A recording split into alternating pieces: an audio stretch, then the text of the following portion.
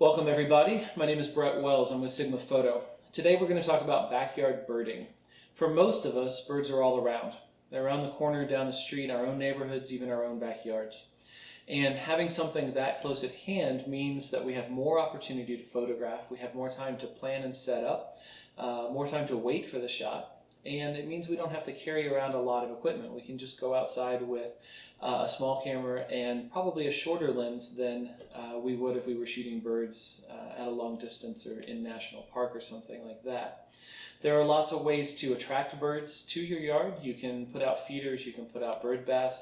And if you do that and take care of the birds and attract them over and over, you'll find that they have their own favorite perches, nesting sites, their own habits, and you'll be more prepared to photograph them. For photographing birds close at hand, I like a mid-range zoom. The 18 to 300 Contemporary from Sigma is a great option for an APS-C camera.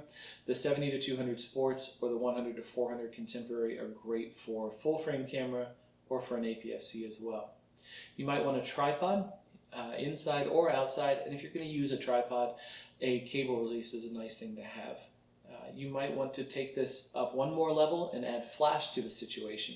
You can know where a bird is going to come to a feeder or to a perch and set flashes up, point the camera and be ready for something to happen, or you can set the entire situation up, put a flower on a stand, aim flashes at that, focus on that and get your composition down ahead of time, put a background out behind it, put some nectar on the flower and wait for the hummingbirds to come in.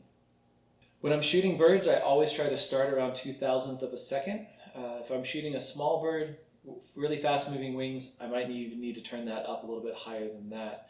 Aperture around f8 is a good starting point. If it's farther away, I might go down to 5.6. If it's closer, I might even have to get up to f11 just to make sure that I have the entire bird in focus wingtip to wingtip.